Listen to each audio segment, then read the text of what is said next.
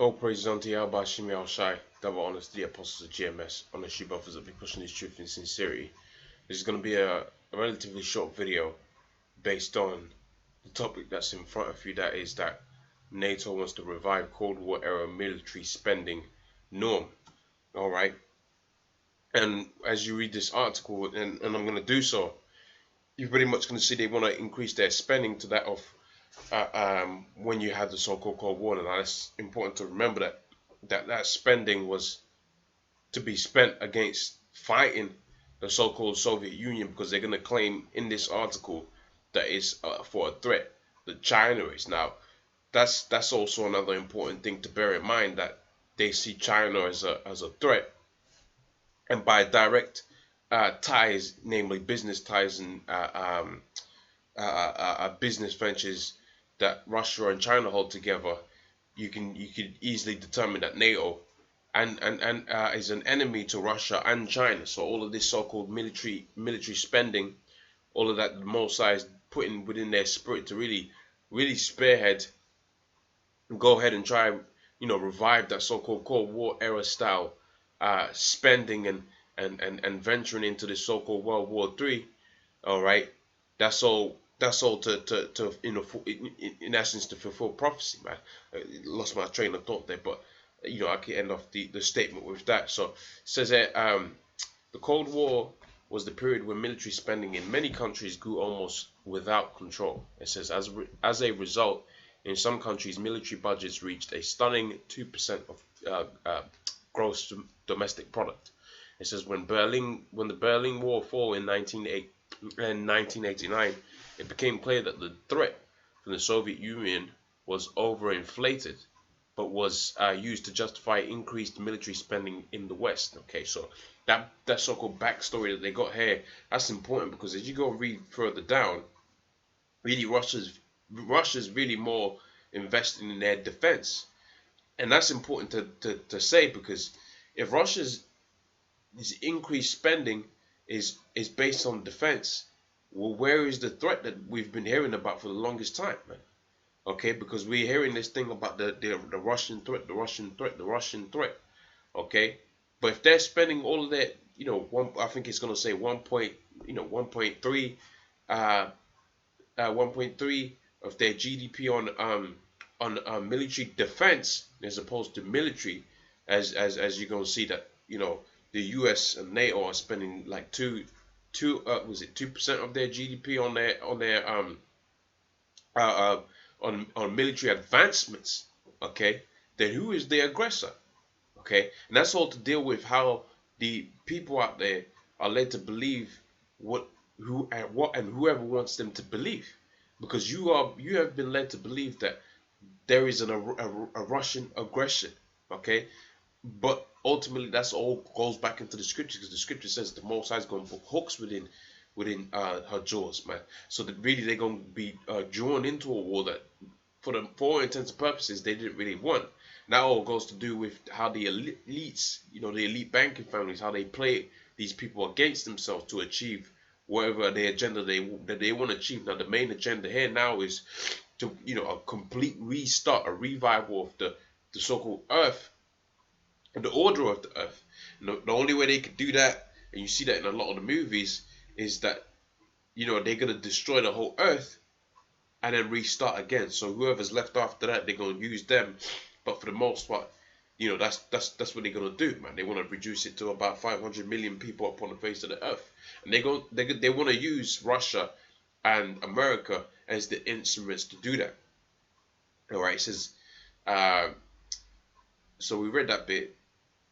Okay, it says, but history may repeat itself again on the 8th of July, 9, during the NATO summit in Warsaw. It says, during the summit, a decision is expected to be made to increase military spending by the European NATO members.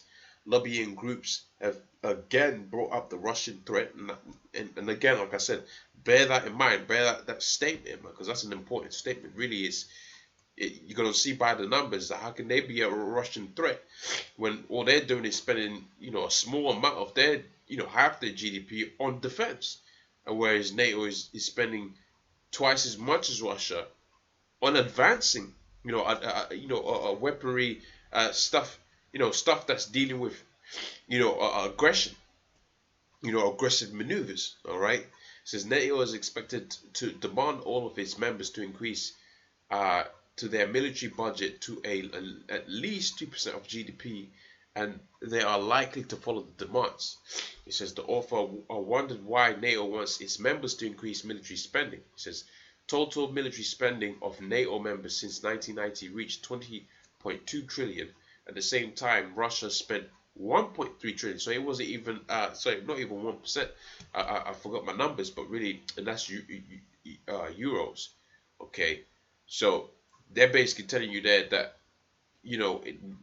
Russia used 1/20th of what NATO used, and they really used that on defense. Okay, and that's since the 1990s. It says NATO demands to increase military spending sounds absurd. Okay, because you can see the two dynamics now, where we're men of the word. Okay, that could be a misnomer. It could be the truth that that's in terms of military spending, that's what they have actually spent, and they've only spent it on defense. But in all likelihood, they could be just really trying to use swing the pendulum, so to speak, and really use the fact that it's the defense spending, and really hide how much they really spent on their military advances, so you can have a like comparison of 20 trillion to however much Russia would have spent, because Sputnik is a Russian news outlet, so it's bound to have some Russian propaganda in there, and that's entirely possible that it is the case here. However, if it isn't the case, then you can see that that's like 23 trillion, right, in the favor of NATO, because that's the advancements. We're looking at the right hand side, the left hand side of things, and the right hand side of things. So it's like a differential of 23 trillion. Okay, and we're talking about trillions here, man. So these guys, they're gonna go to war with each other, man. Okay, 20 trillion. Right, let's not forget the American government is 18 odd trillion in debt. They could have spent all of that money that they spent here in fixing America. All right, but that's why the scripture says we would have taken balm for her. We would have tried to heal her, but the Most High ain't set up that she's gonna be healed, man. All right, so the elites said, fuck it, we just do away with America and start over. Okay, set up a new capital, set up a new world order, but that's not gonna happen, man. All you're doing is you're doing the will of Yahweh Shimi outside. The Most High put that pride upon you so hard that you think you're actually doing your own works. Okay, the Most High wants this ethnic cleansing. The Most High wants all of these people to stretch. Why? Because they're wicked. Okay, got homosexuals. All right, you got trans fucking genders, which is that's the kind of worst thing that's out there, man. All right, because we love women, man. Okay, contrary to what these other guys and these other camps will have you believe, man. Hey, you don't understand, man. Okay, you don't understand. All right, but the mere fact that you got this thing of a transgender out there, that ought to give you sleepless nights within the society, man. Here it is, you got guys talking about building within the society. You're gonna have some kid and you have a son, and one day he's gonna come up to you and tell you he wants to be a woman, man. That's the society for you, man. Okay, that's actually the norm. In fact, these transgenders and homosexuals, they got more rights than the so-called black people who went through so-called Negroes and Hispanics and Native Americans who went through the most atrocious and most the worst history could serve up, man. Right? Bearing in mind they did that to get back onto the Most High, because they went off in the scriptures and the Most High punished them. But you got it to where right now those so-called homosexuals and transgenders, they got more rights than the Negroes, Hispanics, Native Americans. Hell, I'll say this: them faggots, if they come in a workplace and they, you got a so-called head-to-head race for the next raise or the next position or whatever, that faggot's gonna get it. You can forget about it if you're a so-called black man or a so-called Negro. You can forget about that, man. All right, they gonna give that to this craziness, which all goes back onto the point I was making, in that the laws summoned all of these people's spirits to go and spend all of that money in order to bring forth that judgment that needs to be implemented within this earth. And that's exactly what it says within the book of Amos, the 9th chapter, and 8th verse, man.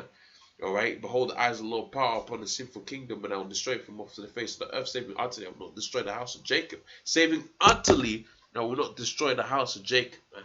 And the scripture goes on to say that he's going to build it as in the days of old. He's going to raise up the tents of, raise up the tabernacles of David. All right, he was going to raise up the breaches thereof, man. And that's what's happening out here with the house of David, which is GMS, with these flunkies, like it or not, man. With the house of David, if not, where is it? Okay, all right. So pretty much with that, you can read the rest of the article for yourself. It's on Sputnik, easily accessible and available. Say shalom. Yahweh Shim, double honesty apostles of GMS. All praise unto Yahweh Shim Yahshai. Shalom.